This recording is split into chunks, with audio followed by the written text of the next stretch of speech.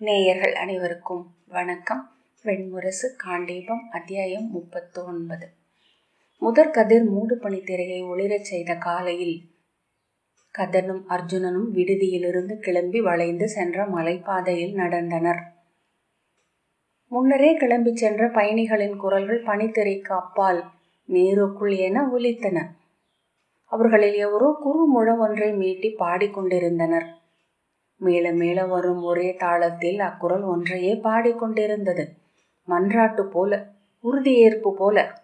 அனைத்து பாடல்களும் இன்னிசை கொள்கையில் தன்னந்தனி குரல் போல் ஒலிப்பதன் விந்தையை அர்ஜுனன் எண்ணிக்கொண்டான். அப்போது அங்கே பிற மானுடர் எவரும் இல்லை என்று அவை உணர்கின்றன. இனிய இசைப்பாடல்கள் ஒருபோதும் உரையாடல்களாக முடியாது, கூற்றுகளும் ஆக முடியாது. அவை வெறும் வெளிப்பாடுகளே. இங்குளேன் என்றும் அங்குளாயா என்றும் துடிக்கும் இரு முனைகள். அல்லது பக்தி பாடல்கள் மட்டும்தான் இப்படி உள்ளனவா? இப்பாடலின்றி இவர்களால் மலையேற முடியாதா? கதன் சொன்னான், இளைய பாண்டவரே, என்னை பலராமர் தேர்வு செய்தது அவர்கள் தரப்பில் ஆற்றப்பட்ட பெரும் பிழை. நான் இளைய யாதவரிடம் இணையற்ற அர்ப்பணிப்பு கொண்டவன். அதை அறிந்தவர்களல்ல வசுவும் தம்பியரும். பலராமர் அதையெல்லாம் முன்னும் நுட்பம் கொண்டவரும் அல்ல. உகந்த ஒருவரை அனுப்ப வேண்டும் என்று அவர் கோரியதும் என்னை அனுப்பலாம் என்று அவருக்கு சொன்னவர் ஆனகர். அவர் என்னை அறிவார். அர்ஜுனன், அப்படியென்றால் இது அவரது திட்டம் என்றான். ஆம், பலராமர் என்னிடம் சொன்னார். முடிவெடுக்க வேண்டியவர் எந்தை. அதனால்தான் அவரை தேடி வந்தேன். அவரது சொல் பெற்றுவிட்டேன். இனி ஏதும் நோக்க வேண்டியதில்லை. அஸ்தினபுரிக்கு செல்க. துரியோதனனை முகம் கண்டு இவ்வண்ணம் ஒரு முடிவு யாதவ பெருங்குளத்தில் எடுக்கப்பட்டுள்ளது என்று சொல்க. கதாயுதத்துடன் வந்தே என் இளையவளை கை கொண்டு செல்லுதல் அவன் கடமை என்று உரைத்து மீள்க என்றார். நான் தலை வணங்கி ஆணை என்றேன். அர்ஜுனன் தலையசைத்தான். கதன் தொடர்ந்தான். பலராமர் என்னிடம் இந்திரபிரஸ்தம் சென்று அங்கு யுதிஷ்டரையும் பிற 4வரையும் கண்டு இம்முடிவை கூறுக என்றதும் பின்னால் நின்ற வசு சற்றே அசைந்து, மைந்தா, இளைய பாண்டவர் அங்கில்லை. பிற 4வரும் அவர் இல்லாது முடிவெடுக்க தயங்குவர் என்றார். இல்லை, நான் இம்முடிவை எடுத்ததை அவர்கள் அறிய வேண்டும். ஒளித்து எதையும் செய்ய நான் விரும்பவில்லை. கதாயுத போரில் பீமன் வந்துவிடலாகாது என்றார் பலராமர். அவ்வண்ணமெனில் அவர்களுக்கு தெரிவிக்காமல் இருப்பதே நல்லது என்றார் வசு. அவர்கள் துரியோதனன் சுபத்திரையை மணப்பதை விரும்ப மாட்டார்கள். இன்று இரு தரப்பும் போர் முகம் கொண்டு நிற்கின்றன. இரு சாராரும் தங்கள் ஆற்றலை துளி துளி என சேர்த்து பெருக்கிக் கொள்ளும் தருணம். துலாத்தட்டுகளில் வேறுபாடாக இருக்கப் போவது யாதவர்களின் ஆதரவே. சூரசேனரும், ஆம், நானும் அவ்வண்ணமே எண்ணுகிறேன். பாஞ்சாலத்து அரசி எண்ணி எண்ணி படையும் களமும் சேர்த்து கொண்டிருக்கிறாள் என்கின்றனர் ஒற்றர் என்றார். பலராமர், இல்லை, எவ்வண்ணம் என்றாலும் எவரையும் ஏமாற்றி அச்செயலை ஆற்ற நான் ஒப்ப மாட்டேன் என்ற பின் என்னிடம், பீமனிடம் நான் சொன்னதாக சொல்க. இந்த மன நிகழ்வில் அவன் பங்கு கொள்ளலாகாது.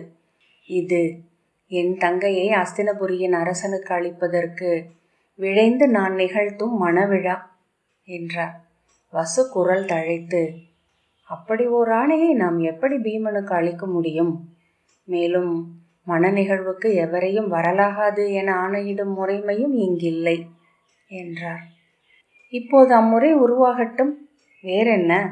மறைத்தும் ஒளித்தும் நிகழ்த்துவது அரச முறை என்றால் அதைவிட மேலான அரச முறை இதுவே. பீமனிடம் என் விளைவை மட்டும் சொல்லுங்கள். அதன் பிறகு அவன் வரமாட்டான். நான் அவனை அறிவேன் என்றார். ஆனகர் ஏதோ சொல்ல முயல, தந்தையே, நீங்கள் எல்லாம் படைக்கலம் கொண்டு பொருதுபவர்கள். உங்கள் சொற்களும் படைக்கலம் ஏந்தியவை. நானும் அவனும் வெறுந்தோள் கொண்டு மல்லிடுபவர்கள். எங்களுக்கு எல்லாமே தசையுடன் தசை, உள்ளத்துடன் உள்ளம்தான் என்றார் பலராமர். நான் தலை வணங்கி ஆணையை சென்னி சூடுகிறேன் என்று சொல்லி அங்கிருந்து கிளம்பினேன்.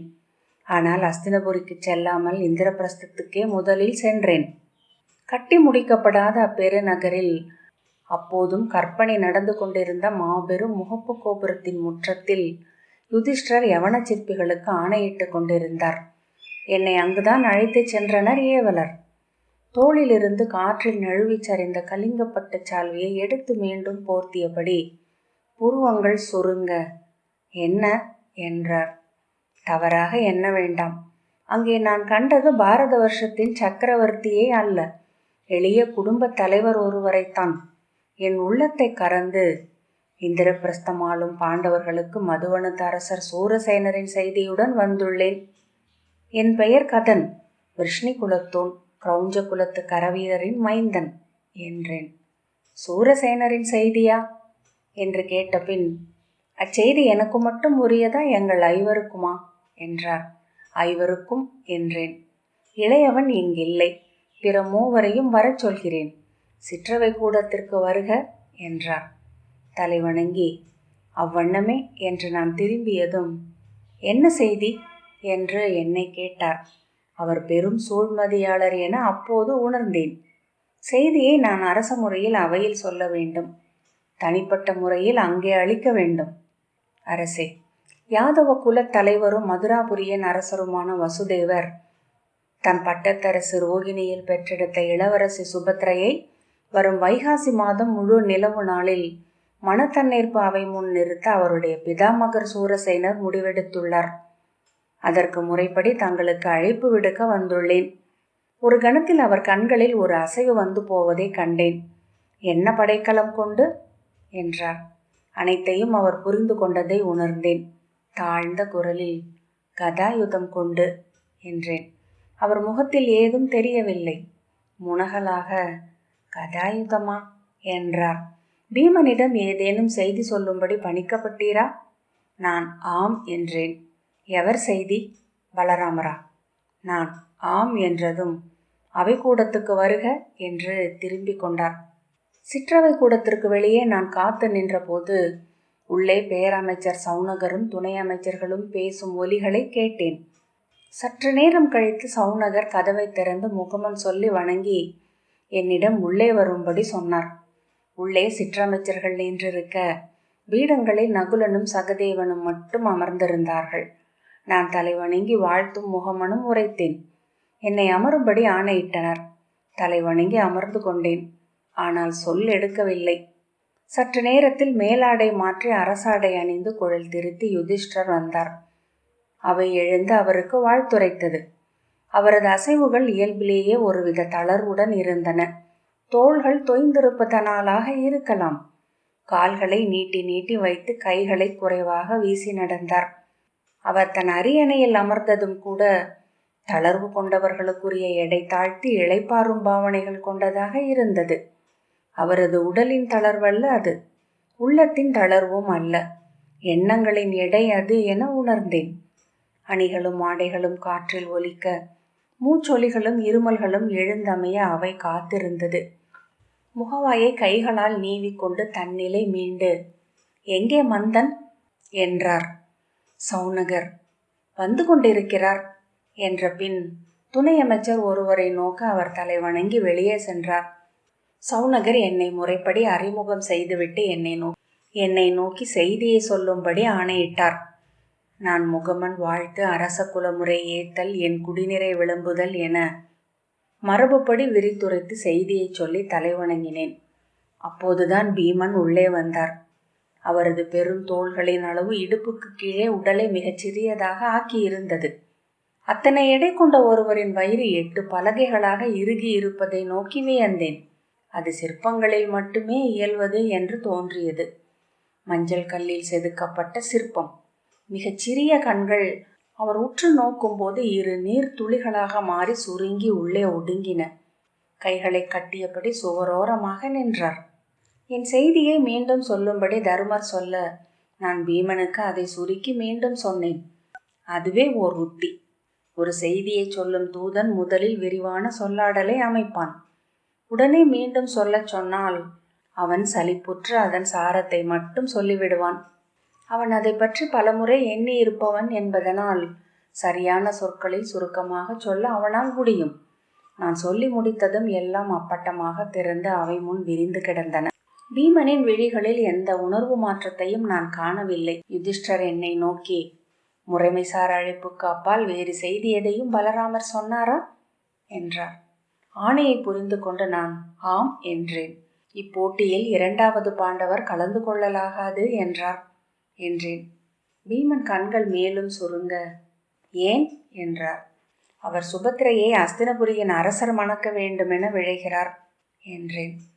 அதை அப்படி மீண்டும் சொன்னதும் அவையில் ஓர் உடல் அசைவு ஏற்பட்டது. அது அவரது விளைவாக இருக்கலாம் என யுதிஷ்டர் தொடங்கியதுமே பீமன் கை கட்டி, இல்லை மூத்தவரே, அது அவரது ஆணை என்றே கொள்கிறேன் என்ற பின் என்னை நோக்கி, அவரது ஆணை என்றே அதை கொள்வதாக நான் சொன்னேன் என்று தெரிவியுங்கள் என்று சொல்லி தலைவணங்கினார். அதை கேட்டு நகுலனும் சகதேவனும் முகம் மலர்வதை கண்டேன். யுதிஷ்டர் சரி போகட்டும் என்பதைப் போல கைகளை வீசிய பின் ஏவலனிடம் ஏதோ கேட்க அவன் ஒரு துண்டு சுக்கை எடுத்து அவருக்கு அளித்தான். அதை வாயிலிட்ட பின் கைகளை உரசிக்கொண்டார். நான் 4 முகங்களையும் மாறி மாறி பார்த்த பின் சௌனகரை பார்த்தேன். சௌனகர் என்னிடம், இச்செய்தியை எவரிடம் முதலில் சொல்ல சொன்னார் பலராமர் என்றார்.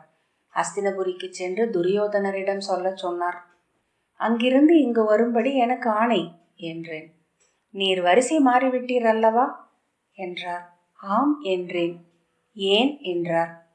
நான் அவர் கண்களை நேராக நோக்கி, ஏனெனில் நான் இளைய யாதவரின் அடிமை என்றேன்.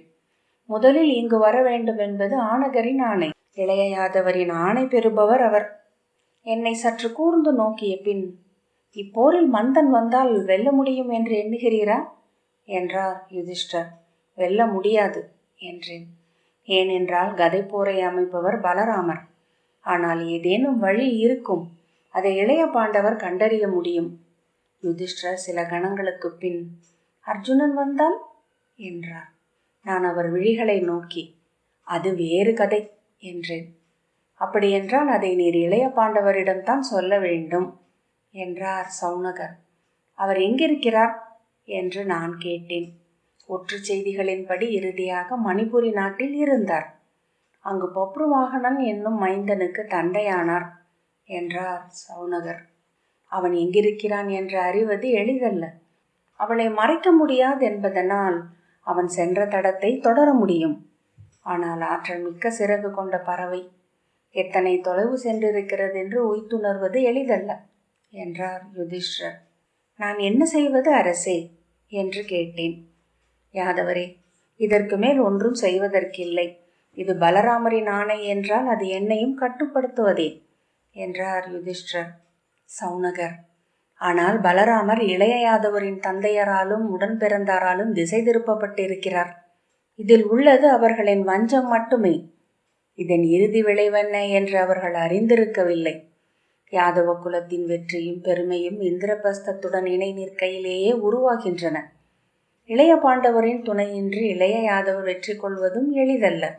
ஆகவே இவ்விரு நாடுகளுக்கும் இடையேயான உறவு ஒருபோதும் முறியத்தக்கதல்ல என்றார். அதற்கு நான் என்ன செய்ய முடியும்? ஊழ்வினை இங்கனம் உறுகிறது என்றால் அவ்வண்ணமே ஆகுக என்று யுதிஷ்டர் சொன்னார்.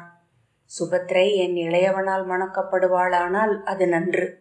ஆனால் எந்த மன உறவும் முற்றிலும் அரசியல் அல்ல. அதை தெய்வங்கள் ஆடுகின்றன. ஆகவே மன உறவுகள் எவையும் இன்றியமையாதவையும் அல்ல. நமது வெற்றியும் சிறப்பும் நம் மரத்திலேயே அமைந்துள்ளது. மேலும் நாம் படை திரட்டவில்லை. எந்நாடு மீதும் தண்டு கொண்டு செல்ல போவதும் இல்லை. நான் பீமனை நோக்கினேன். இதில் உள்ள அரசு சூழ்தல் எதையும் நான் எண்ண விழையவில்லை. கதரே, பலராமரின் ஆணை அது. என் தந்தையின் ஆசிரியரின் ஆணைக்கு நிகர் என்ற பின் பீமன் தலை வணங்க யுதிஷ்டர் அவை நிறைவுக்காக எழுந்தார். வாழ்த்தொலிகள் எழ மெல்ல நடந்து நீங்கினார். பீமன் தன் கைகளை நீட்டி சோம்பல் முறித்துவிட்டு சகதேவனிடம் ஏதோ மெல்லிய குரலில் சொல்லிவிட்டு சென்றார். சௌனகர், அவை நிறைவுற்றது கதரே. நீங்கள் தங்குவதற்கான அனைத்தையும் செய்கிறேன் என்றார். நான் அஸ்தினபுரிக்கு செல்ல வேண்டும் என்றேன். நான் வெளியே வந்தபோது என்னுடன் சௌனகரும் வந்தார். நான் மெல்லிய குரலில், நான் இனி என்ன செய்வது அமைச்சரே என்று அவரிடம் கேட்டேன். அஸ்தினபுரிக்கே செல்லுங்கள். அங்கு துரியோதனரிடம் நீர் வந்த செய்தியை சொல்லுங்கள். உமது தூது முடியட்டும் என்றார். நான் என்ன சொல்ல வருகிறார் என்பதை புரிந்து கொள்ளாமல் வெறுமனே நோக்கினேன். காலில் சரடு கட்டப்பட்டு பறக்க விடப்பட்ட புறாக்கள் நாம் என்றார் சௌனகர். அதற்குள் நீர் என்ன செய்ய வேண்டும் என்பது தெரிய வரும். யாரிடமிருந்து என்றேன்.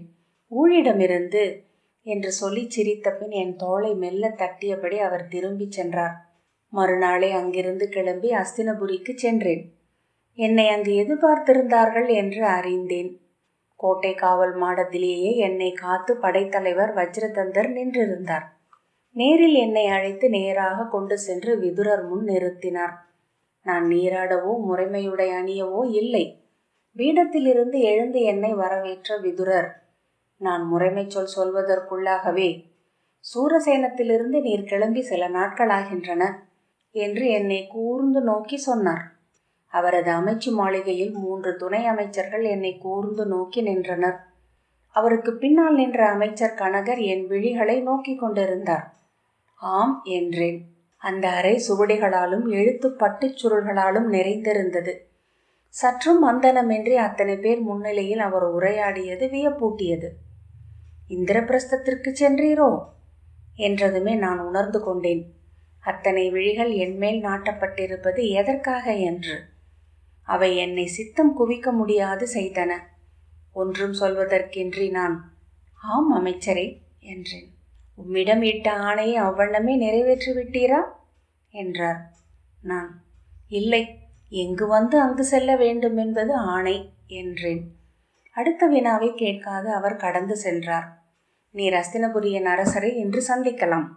அவை அமர்வதற்கான ஒப்புதல் ஓலையை உம்மிடம் துணை அமைச்சர் சமீகர் வழங்குவார் என்றார். நான் தலை வணங்கி ஆணை என்றேன். உமக்குரிய மாளிகையும் நீராட்டறையும் சித்தமாக உள்ளன. மாலையில்தான் நான் அரச பேரவையில் துரியோதனரை சந்திக்கச் செல்வதாக இருந்தது. ஆனால் அதற்கு முன்னரே துரியோதனரின் ஆணை வந்தது. அவரை நான் மந்தன அறையில் சந்திக்கலாம் என்று. அந்த உள்ளவைக்கு விதுரர் வரவில்லை. கனகரே என்னை அழைத்துச் சென்றார். அவர் என்னிடம் ஒன்றும் சொல்லாமல் எண்ணம் சுமந்தவர் போல் வந்தார். அவரிடம் ஏதேனும் பேசலாம் என எண்ணினேன். அஸ்தினபுரிக்கு யாதவரின் எண்ணங்கள் எந்த அளவு வரை தெரியும் என அறிய விழைந்தேன். விதுரருக்கு நான் எண்ணியதை விட கூடுதலாகவே தெரியும் என அவரது சொற்கள் காட்டின. துரியோதனர் அறிந்திருப்பாரா? ஆனால் கனகர் சொல்லெடுக்கலாகாது என்னும் ஆணை பெற்றவர் போல் இருந்தார்.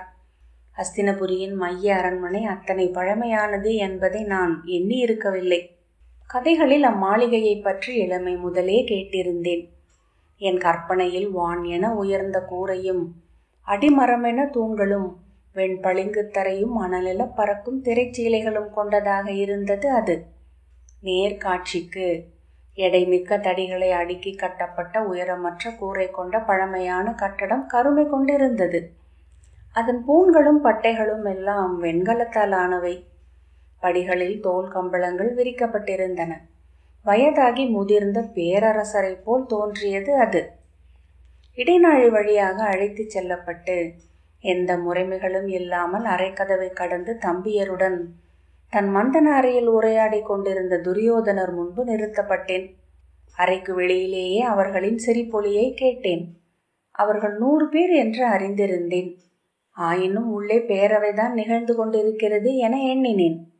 உள்ளே நுழைந்து தலை வணங்கியதும் ஒரே விழியில் அவர்களை பார்க்கையில் ஆடிப்பாவை முடிவின்றி பெருகியது போல் ஒரு விழி மயக்கெழுந்து திகைத்தேன்.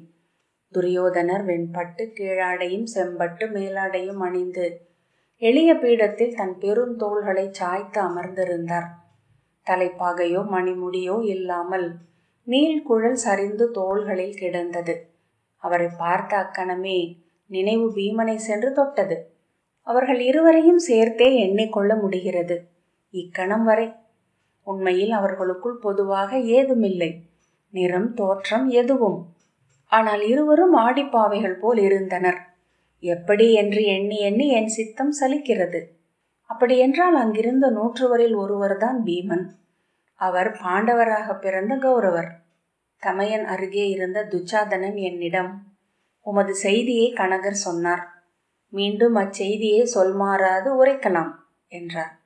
நான் சூரசேனரின் சொற்களையும் பலராமரின் சொற்களையும் அவ்வண்ணமே மீண்டும் சொன்னேன். துரியோதனர் தலையசைத்து நன்று என்றார்.